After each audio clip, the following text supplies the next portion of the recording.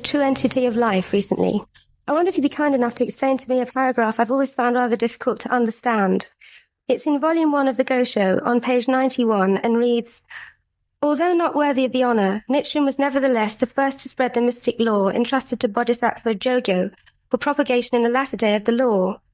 Nichiren was also the first to inscribe the Gohonzon, which is the embodiment of the Buddha from the remote past, as revealed in the Juryo chapter of the essential teaching of Tahoe Buddha, who appeared when the Hoto chapter of the theoretical teaching was preached, and the Bodhisattvas of the earth who emerged with the Jujutsu chapter. No matter how people may hate Nichiren, they cannot possibly alter the fact of his enlightenment." Well, this is, so far as this Gosho, the True Entity of Life, is concerned, this is really the beginning of his revelation section. As you know, all Gosho begin with a section which is preparation, and then move into the most important part, which is the revelation. And then following the revelation is transmission, which is also extremely important because it is really guidance on the transmission of the teachings to future generations. So, so far as this particular passage is concerned, it's a useful one because it therefore provides one with the necessary basis on which to understand everything else that is said. So in making this paragraph here, or writing it, he is really also showing the clear and orthodox flow of his own teachings from the teachings of Shakyamuni 2,000 years before Nichiren Daishonin was born. So in this case, he says, although not worthy of the honor, Nichiren was nevertheless the first to spread the mystic law entrusted to Bodhisattva Jogyo for propagation in the latter day of the law. So Bodhisattva Jogyo, as I'm sure you know, was the leader of the Bodhisattvas of the earth, who appeared in the ceremony of the air and in the treasure tower. And he was accompanied by 3 other leaders who we don't need to worry about for the moment. But there were a total of 4 leaders of the Bodhisattvas of the earth. And in fact, Nichiren Daishonin, as the votary of the Lotus Sutra, which he announced that he was when he first began to teach, was inferring to the fact that as the votary of the Lotus Sutra, he was fulfilling the role of Bodhisattva Jogyo. Right. All right? Yeah. Who had appeared in the Lotus Sutra. In other words, what Shakyamuni was conveying in those chapters of the Lotus Sutra were his predictions of the way in which Buddhism would spread in the future. Right. So he predicted that time, that 2,000 years after his death, which would be the beginning of the latter day of the law, a great votary would appear in a country stated which was to the northeast of Japan, to the northeast of India, and this person would spread teachings for that age. And in another part of the Lotus Sutra, he also explained that that age, which we call Mappo, which is the age we live in now, the first part of the latter day of the law, would be a period of great chaos and suffering in the world. And that the 3 poisons of greed and anger and ignorance would be rife everywhere. And however, in the midst of this very dreadful period, he called it in one place the dreaded age of the votary of the Lotus Sutra, Bodhisattva Jogyo, would appear and teach what he termed the great pure law. He'd already said that his own pure law would by then have become ineffective for the people of that age, but that a great pure law, which would help everyone, every human being to overcome their sufferings, would appear out of the chaos of that dreaded age, and that it would be the great teaching of the world for 10,000 years and on into eternity. So here he is saying that he really is fulfilling the role of Bodhisattva Jogyo.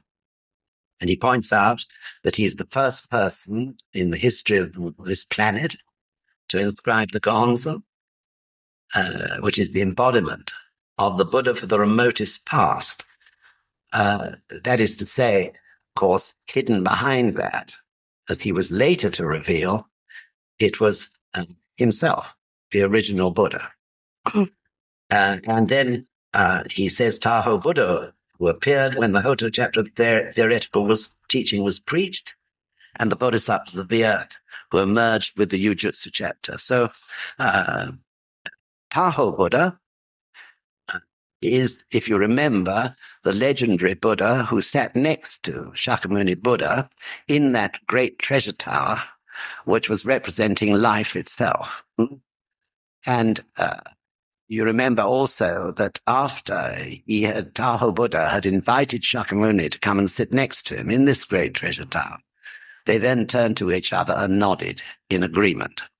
So they were nodding in agreement to the great pure law, which we know from Nichiren Daishonin's teachings was Nam-myoho Renge Kyo.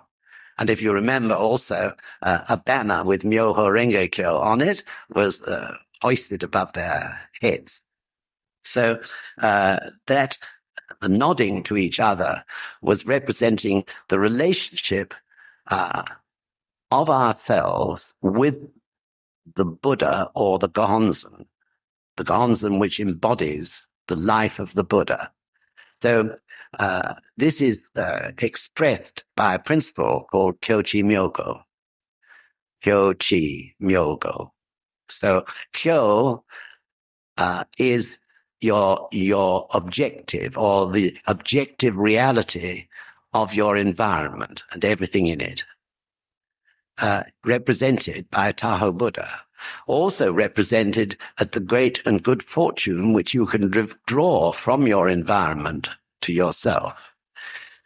Chi of Kyochi is oneself or yourself with the wisdom of the Buddha, right? Through the chanting, of course, of Nam-myoho Renge Kyo.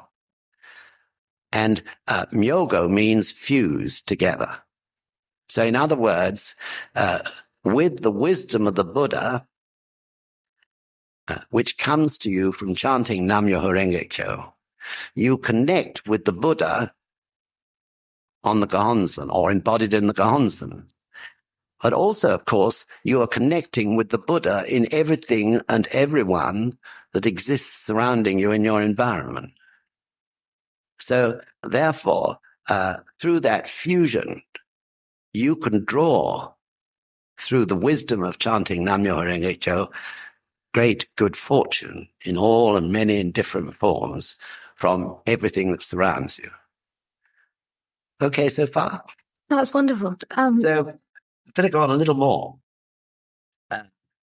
He then says, no matter how people may hate Nichiren, they cannot possibly alter the fact of his enlightenment. So there can be no doubt whatsoever that Nichiren Daishonin was self-enlightened. No master taught him the great law of Nam-myoho Renge Kyo. No master taught him of the necessity for the Gohonzon in order to transmit his teachings to the future. So he was self-enlightened to that. And we learn from elsewhere in the Kosho that Nichiren Daishonin only appears once in this or any other world of all the boundless worlds that may have something equivalent to human beings in the whole universe. And his purpose, therefore, is to appear and start everything, begin everything. In other words, to begin to preach an understanding of the existence of the great law of life. This is his mission. So he says here, nobody can alter the fact that that is what I'm teaching. So it might be worth mentioning here the Bodhisattvas of the earth next, but perhaps it's better for you to take a passage a bit further along, which actually mentions the appearance of the bodhisattvas of the earth. Yes, I was actually going to do that because I would like you to clarify if that actually refers to us ordinary human beings now. It's the paragraph after the one that I've just quoted, which says, Nichiren alone began to carry out the task of the bodhisattvas of the earth. He may even be one of them. If Nichiren should be a bodhisattva of the earth, then so must his disciples. The Hoshi chapter states, if there's someone, whether a man or woman, who secretly teaches to one person even a single phrase of the Lotus Sutra, let it be known that he is the envoy of the Buddha, sent to carry out the Buddha's work. Who else but us can this possibly refer to? So this is an extraordinarily important paragraph, particularly at these times that we're living in now, and of course with the problem of the priesthood at the head temple. So he is saying very clearly here, isn't he? Who else but us can this possibly refer to? In other words, he and Sarenbo, to whom this letter or treatise was written, must be bodhisattvas of the earth, because they are fulfilling the predictions of the Lotus Sutra. So the bodhisattvas of the earth were the people who appeared in countless numbers out of the earth, as it were, from nowhere almost, in the story of the treasure tower and the ceremony in the air. So in that story, to continue from where I left off last time, after the two Buddhas have nodded together and agreed about the transmission of the great law in the future, and the Myoho Renge Kyo banner has been raised above their heads, Shakyamuni then looks at all his assembled disciples who are surrounding this great treasure tower in which they're sitting. And he says to them, who is going to propagate the great law in the dreaded age of Mappo, or words to that effect, of the latter day of the early days of the latter day of the law? And of course, all his disciples, yes, me, put their hands up eagerly to be able to undertake this great mission. But he actually had to say to them, I'm really sorry, or words to that effect, but none of you have the necessary qualities to do that. And as he said that, these people began to appear, ordinary people like you and I, began to appear out of the ground. Thousands of them, tens of thousands of them. In the description, I think it says that as many as the sands of, I think it's 60,000 Ganges rivers. And this enormous multitude. And he points to them, says to his disciples, Shakyamuni's disciples, these are those who will teach the great law in the dreaded age of Mappo, or words to that effect. So, of course, and he said that they would have the qualities to be able to lead people to understand the true teachings in those times. So, the bodhisattvas of the earth, in other words, viewed from today, is every one of us people who are sincerely chanting Nam-myoho Renge Kyo to the Gohonzon and spreading the teachings wherever we go. So this is an undeniable fact. So even if you look at SGI today, it is the great organization, if you like, of the bodhisattvas of the earth. All over the world, there are people like you and I who are chanting Nam-myoho Renge Kyo and spreading the teachings wherever we go. So SGI is the organization of the bodhisattvas of the earth. So going back 40 or 50 years to just after World War II, the high priests that followed the World War, their names were Nissho Shonin and Nichiren Shonin and Nitatsu Shonin. They understood the significance of the appearance of the Soka Gakkai, starting just before World War II, as a little band of about 3,000 by the time the World War actually broke out. And then they stood up under Mr. Makiguchi's leadership and defended purity of the teachings, which were already in danger of being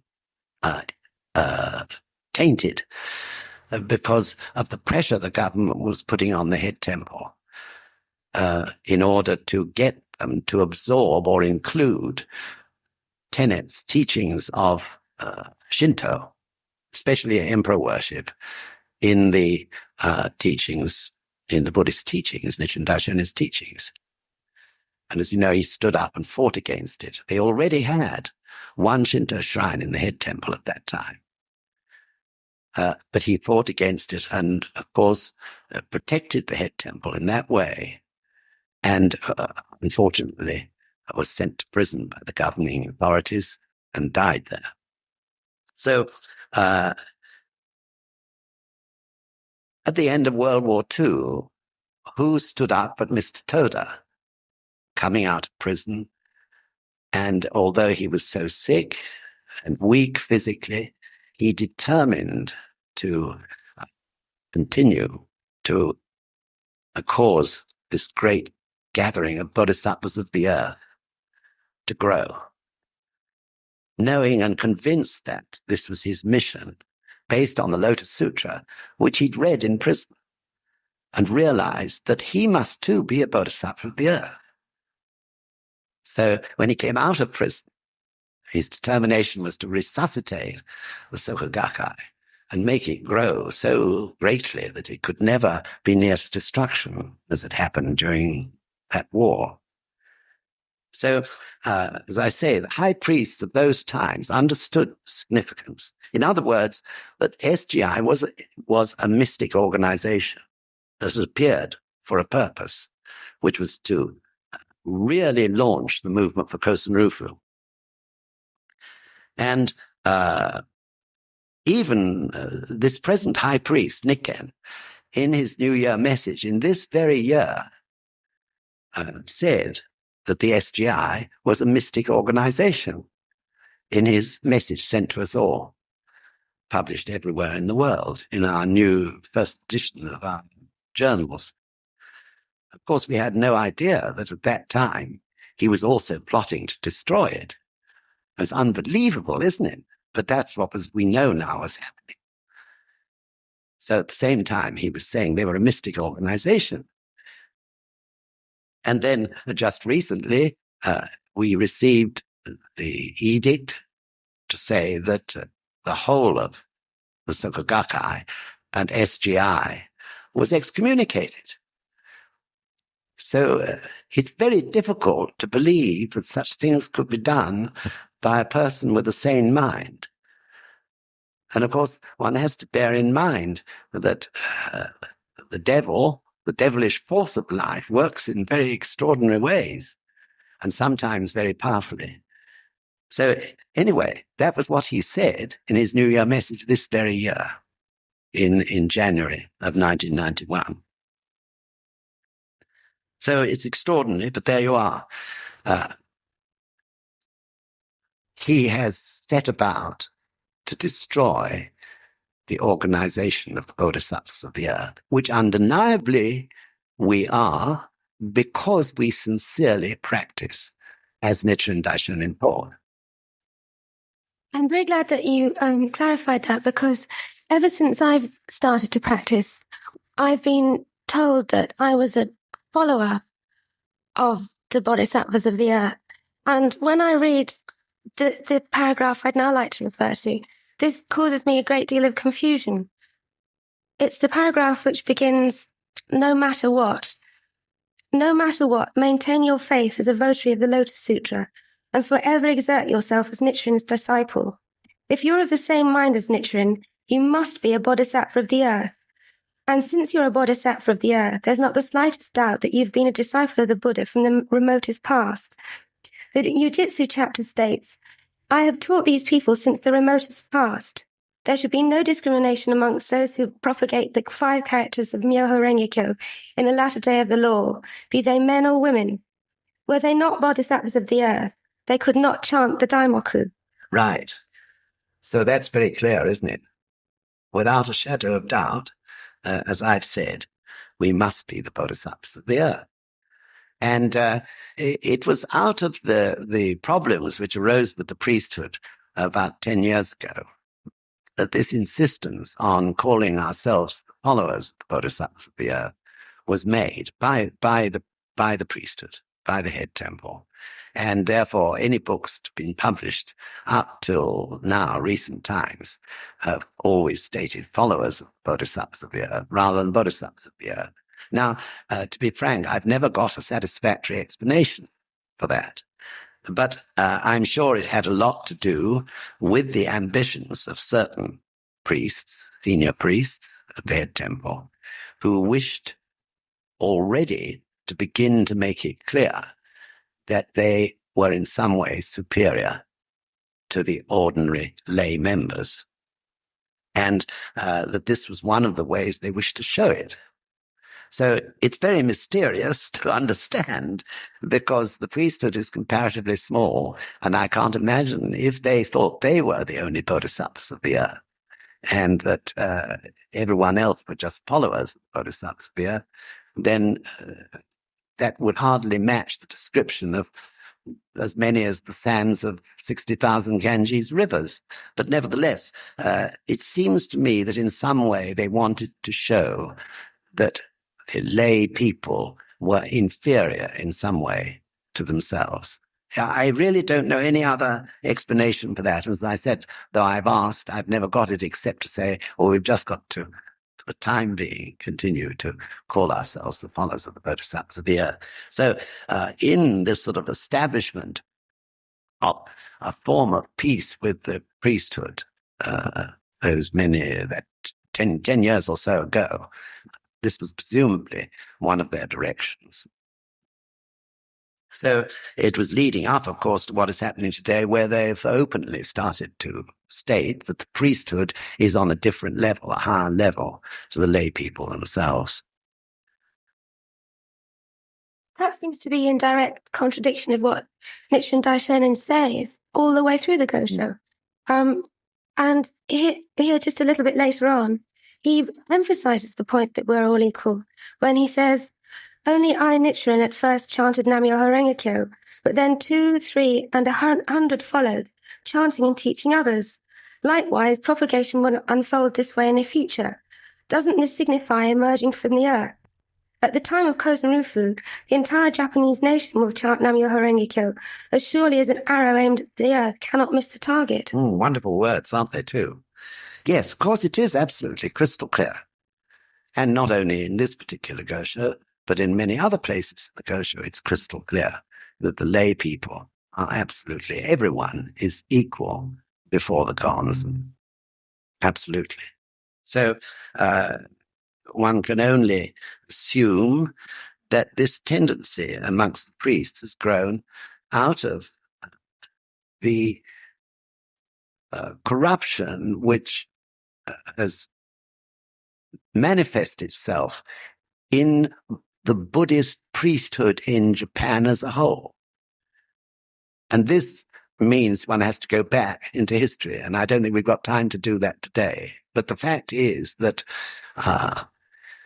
from the time, particularly of the Tokugawa shoguns, the priesthood were given secular power, secular authority over the lay people as a means of controlling the country with an iron fist, which the shoguns executed. So there's been a very interesting essay which has been written recently by a professor of Meiji University, who is a professor of history and has been for 30 years, and he explains this whole thing. So the priest had extraordinary power. He was really the government agent in his village or town, and as such was expected to report back to the military authorities any strange behavior on the part of any of the members of the community, as well, of course, as acting as a priest and expecting donations for his temple. So one can see how easily a person can be corrupted under such a system. Even the two characters for the word temple, actually, one of the, as you know, characters have various translations, but one of the translations is registered office. It's extraordinary, isn't it? So in other words, this was the place where you had to go and to obtain, for instance, a passport to permit you to travel to another city or another town. Nobody could leave the village without that passport. And furthermore, you could not propagate religion, and equally you couldn't leave or give up your allegiance to the temple which you had, your father, your grandfather, and all the rest of it had been supporters of. So it was extraordinary, an amazingly cunning and skillful way to rule. I suppose one's got to give the Tokugawa shoguns full marks, because in that way they controlled the whole population. And the corruption of the priests really expanded through that period. And this was aided, interestingly enough, as this professor teaches, by the fact that Christianity had become an enemy in Japan under the Tokugawa shoguns.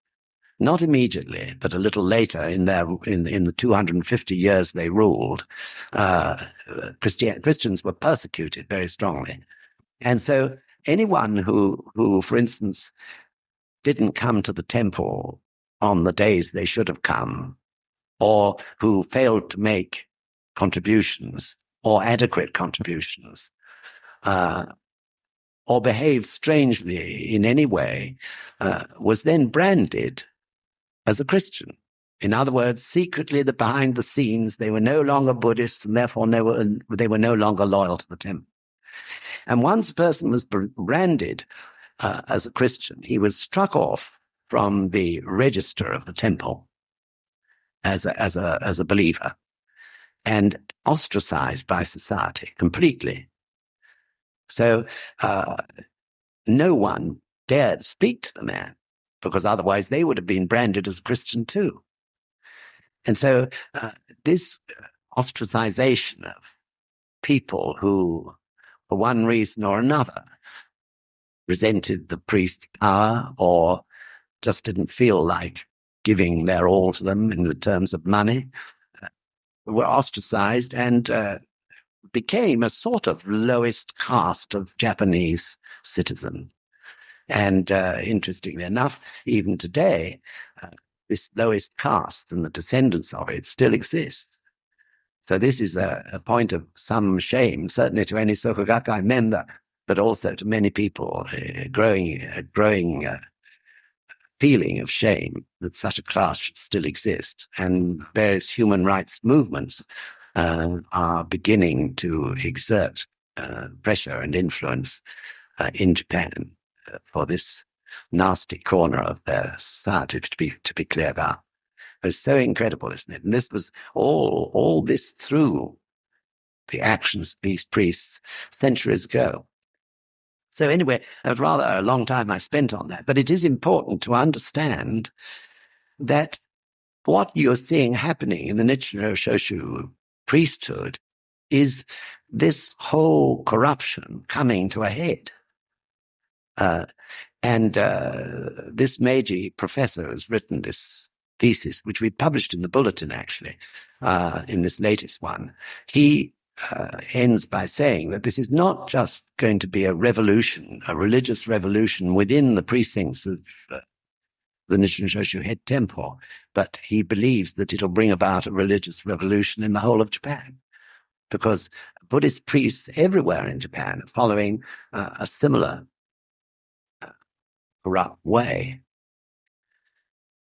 This seems to be, I mean, as a lay believer in Great Britain, I find it very, very remote, but I gather now that the priesthood have actually excommunicated us. Yes. And I find that very interesting because excommunicate is a Christian phrase anyway. It means you can't take communion anymore. But we don't do anything like that.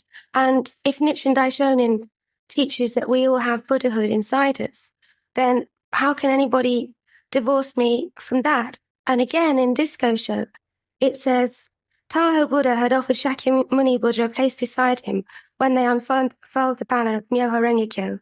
The two leaders of the entire multitude made their decision together. Could there have been anything false in their decision? Their ultimate purpose in meeting was to provide a way for all of us ordinary people to attain Buddhahood. Exactly. First, I must correct you, though, because excommunication doesn't only mean, if you check in the dictionary, it doesn't only mean that you're unable to take communion in a Christian church or community. It actually means that you no longer have communication with that community. In other words, you're totally expelled from it. You'll find there are two meanings. It can also specifically mean you can't have Holy Communion. But the other meaning is there too. So, of course, this step to excommunicate is quite ridiculous. I went rushing to the encyclopedia, or I asked someone else to rush to the encyclopedia and look up, for instance, what happened when Henry VIII decided to separate this country, or England, from the Roman rule, Catholic rule over us, and in a religious sense. And of course, it was only he who was excommunicated. The Pope didn't excommunicate the whole of the English people. No, such a thing is quite ridiculous. So this excommunication thing therefore means nothing, actually, in terms of, so far as our faith is concerned, it means nothing. It means something from the point of view of the priests, because they're saying that anyone who's a member of the Soka Gakkai or member of SGI is expelled too. So this is an extraordinary and ridiculous happening. How can you expel, something like 20 million people across the world? I'm told that even the petitions that it was proposed we should sign for the resignation of the high priest, they've already reached 14 million. So it's an extraordinary number of people, and a great variety of people at that. So it's really just meaningless. It is a meaningless thing to do, and it has neither any form of religious authority or legal authority. So there is nothing in the head temple regulations to say that he can excommunicate more than one person at a time. And furthermore, they should be able to say something in their defense and have it listened to and considered, none of which has happened, even if you take the Soka Gakkai as a whole. So anyway, we have to look upon this. You can't look at what has happened in the head temple from the aspect of reason, because you will find no reasonable thing in anything they've done. So I'm sure those priests who wrote letters, albeit anonymously for reasons we can well understand, but what they said is true, that really the devilish force of life, which exists in us all, as we know, has got, the upper hand at the moment. And statements of high priests and those priests who are in senior positions and following him don't make sense. And perhaps we're stupid to even think that they could make sense, because that is the situation. So where should we go from here? Well, I'd like to actually go to the bit where Nichiren Daishonin talks about the joy of the practice, because it seems that we have to maybe take this more personally now and view it in a new light. And I'd like your opinion on that. It reads, I cannot hold back my tears when I think of the great persecution confronting me now. or when I think of the joy of attaining Buddhahood in the future. Birds cry, but never shed tears. I, Nichiren, do not cry, but my tears flow ceaselessly. I shed my tears not for worldly affairs, but solely for the sake of the Lotus Sutra. So indeed, they must be tears of Amrita. Thank you. Yes, it's a good paragraph to read, especially at this time, because, as you say, we can't avoid putting our minds to all this, difficult as it may be to understand, and sometimes even so absurd that we can't believe it's really happening. But we can't just turn a blind eye to it and say, well, we're not concerned. And this, I think, is the importance of the petition. Because, as you know, here in the UK, we sent the petition to every member. And I hope even those whose addresses we hadn't got will have received them through their districts and so on. And members have been, wonderful in a way, in the sincerity and concern which they've expressed before they've signed that petition. And happy to say they're flowing in now at a good rate. And I'm so pleased to see that after that thinking and chanting, they've been able to come to the conclusion that they should sign it. And of course, not only on what we've said so far this afternoon in this talk together, but I haven't mentioned the other fact, which was the discovery through a priest who brought his notes on a lecture which had been given in the head temple. And he brought these notes to the Gakai and gave his verbatim report, which was that the priest Fukuda, who was the priest who came to do Gojukai with us last year, and who we also know at that time was plotting Operation C. Anyway, he gave an official lecture at the head temple. It was given to trainee priests, and therefore had the official approval of the head temple authorities. And in this lecture, he stated that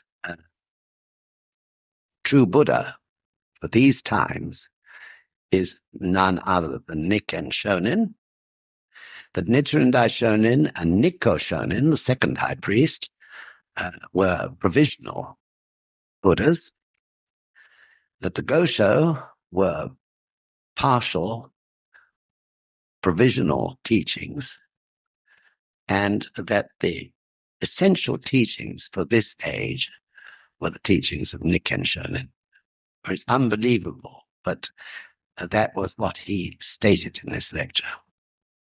And so one can see from that, of course, and other actions which the high priest has taken, that he is, as one Japanese leader said, he's really hijacked Nichiren Shoshu in order to use it as a vehicle over which he could establish his absolute, infallible authority. Because, as you know, right at the very beginning, last January, they altered their temple regulations and included the possibility of excommunication if you even criticized the high priest. So this makes him infallible. So it's incredible. I mean, the Roman Catholic Church, with all its power and strength, had to say finally that the Pope wasn't infallible. A long time ago now. I can't remember. I should look up the date, but I haven't. But it's certainly a long time ago. So it's a sort of medieval stance to take in an age, especially in this age, when the movement towards democracy and freedom is so strong. And it really is an age of change, isn't it? So the whole thing, there is no reason. There is no reason. You can't view this in what you would call a reasonable manner. I have sometimes had difficulty in trying to explain that to my members. I'm a district leader in West London, and I look after 30 people whose practice is very sincere and they're very pure, and they found this immensely upsetting and disorientating. And all I can say to them is what Nichiren Daishonin says at the end of this Gosho, and I'd like to refer you to it and ask for your reassurance that despite all this stuff that's going on at the moment, that as just ordinary people living in London who want to see Kozen Rufu and want to see equality, people, all the time, that this is our guidance to follow and nothing else. It's the last paragraph of this same Gosho, and it reads, "In this letter, I've written my most important teachings. Grasp their meaning and make them part of your life. Believe in the Gohonzon, the supreme object of worship in the world. Forge strong faith and receive the protection of Shakyamuni, Tahoe, and all the other Buddhas. Exert yourself in the two ways of practice and study. Without practice and study, there can be no Buddhism. You must not only persevere yourself, you must also teach others. Both practice and study arise from faith. Teach others to the best of your ability, even if only a single sentence or phrase. Nam Myoho Renge Kyo, Nam Myoho Renge Kyo."